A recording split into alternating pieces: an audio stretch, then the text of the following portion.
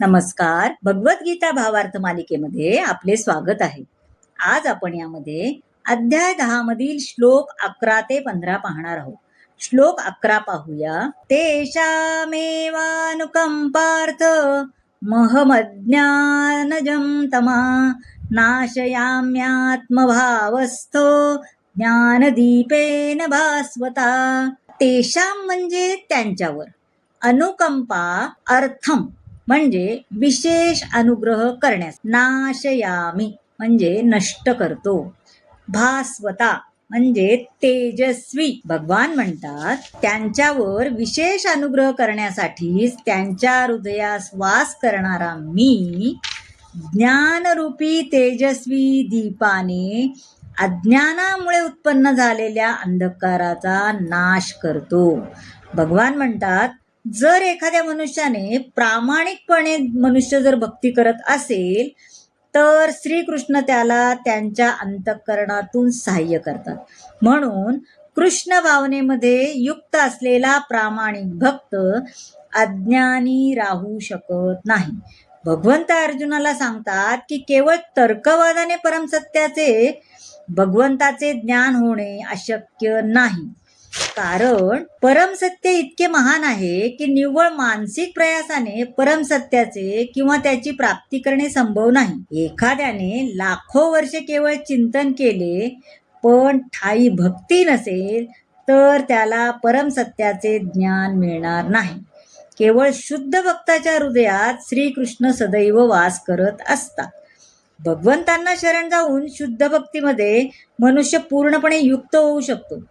जेव्हा भगवंत भक्ताचा भार आपल्यावर घेतात तेव्हा तो सर्व प्रकारच्या भौतिक प्रयासातून पूर्णपणे मुक्त होतो. आता श्लोक 12 आणि 13 पाहू. अर्जुन उवाच परम ब्रह्म परम धाम पवित्रम परमं भवान पुरुषं शाश्वतं दिव्य मादिदेव मजं विभु आहुस्त्वा मृषया सर्वे देवर्षिर्नारदस्तथा असितो देवलो व्यासा स्वयं चैव ब्रवीषि मे. शाश्वतम म्हणजे शाश्वत किंवा मूळ, विभुम म्हणजे सर्वश्रेष्ठ, ब्रवीषि म्हणजे तुम्ही सांगत आहात. अर्जुन म्हणाला तुम्हीच पुरुषोत्तम भगवान, परमधाम, परमपवित्र, परमसत्य आहात. तुम्ही शाश्वत, दिव्य, आदिपुरुष, अजन्मा, विभू आहात. नारद, असत, देवल आणि व्यास यासारख्या महर्षींनी तुमच्याबद्दल या सत्याला पुष्टी दिली आहे आणि आता स्वतः तुम्ही तेच मला सांगत आहात. भगवद्गीतेच्या या अध्यायातील 4 महत्वपूर्ण श्लोक ऐकल्यानंतर अर्जुन सर्व संशयातून पूर्णपणे मुक्त झालाय आणि त्याने श्रीकृष्ण हे स्वयं पुरुषोत्तम भगवान असल्याचे मान्य केले.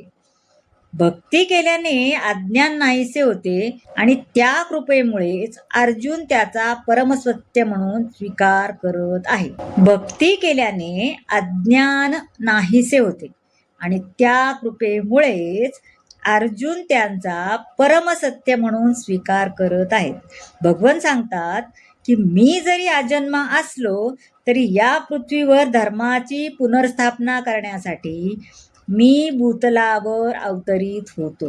ते परम कारण आहेत, कारण तेच या सर्वाचे कारण आहेत. सर्व काही त्यांच्यापासूनच निर्माण होते असे हे परिपूर्ण ज्ञान केवळ भगवत कृपेनेच होऊ शकते आणि श्रीकृष्णांच्या कृपेनेच अर्जुनाने या ठिकाणी आपले विचार व्यक्त केले आहेत.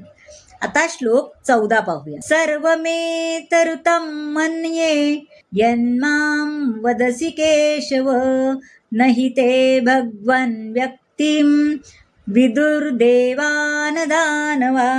सर्वम म्हणजे सर्व, ऋतम म्हणजे सत्य, मन्ये म्हणजे मी स्वीकारतो. हे कृष्ण, तुम्ही जे मला सर्व सांगितले आहे ते पूर्णतया मी सत्य मानतो.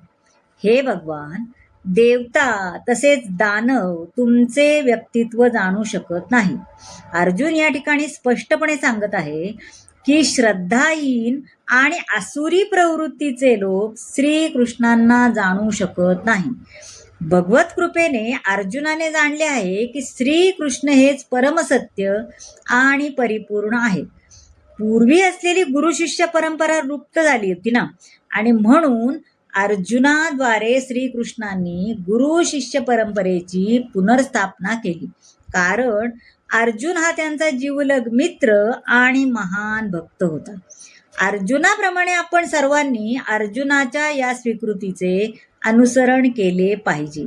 मगच आपण श्रीकृष्ण हे पुरुषोत्तम भगवान असल्याचे जाणू शकू. आता श्लोक 15 पाहूया. स्वयमेवात्मनात्मानं वेत्तत्वं पुरुषोत्तम भूतभावन भूतेश देवदेव जगत्पते. आत्मानं म्हणजे आपल्याला, वेत्त म्हणजे जाणता, भूतभावन म्हणजे हे सर्व जीवांचे उत्पत्ती करता, भूत ईश सर्व जीवांचे स्वामी, हे पुरुषोत्तम, हे भूतभावन, भूतेश देवाधिदेव, हे जगतपते, खरोखर तुम्हीच केवळ आपल्या अंतरंगा शक्तीद्वारे स्वतःला जाणू शकता. अनेक मुक्तात्मेही श्रीकृष्णांना पुरुषोत्तम म्हणून जाणू शकत नाही. म्हणून या श्लोकामध्ये अर्जुन श्रीकृष्णांना पुरुषोत्तम म्हणून संबोधित आहे. इतक्या स्पष्टीकरणानेही ते सर्व जीवाचे पिता आहेत हे मनुष्य जाणू शकत नाही. म्हणून अर्जुन त्यांना भूतभावन म्हणून संबोधित आहे. त्यांना परमनियंत्रक म्हणून सुद्धा जाणू शकतील असे नाही, म्हणून त्यांना भूतेश असे संबोधले आहे. सर्व देवांचे अधिकारण म्हणून जाणू शकणार नाहीत, म्हणून त्यांना देवदेव संबोधले आहे. आणि मनुष्याने त्यांना देवाधिदेव म्हणून जाणले तरी तेच सर्व वस्तूंचे स्वामी असल्याचे जाणू शकणार नाही, म्हणून या ठिकाणी त्यांना जगतपती असे संबोधले आहे. श्रीकृष्णांना तत्वता जाणण्यासाठी आपण अर्जुनाच्या पदचिन्हाचे अनुसरण केले पाहिजे, हे याद्वारे आपल्याला समजते. तर मंडळी, कसा वाटला आजचा भाग नक्की सांगा. आवडला असेल तर लाईक करा, शेअर करा, सबस्क्राईब करा आणि कमेंट जरूर करा. धन्यवाद.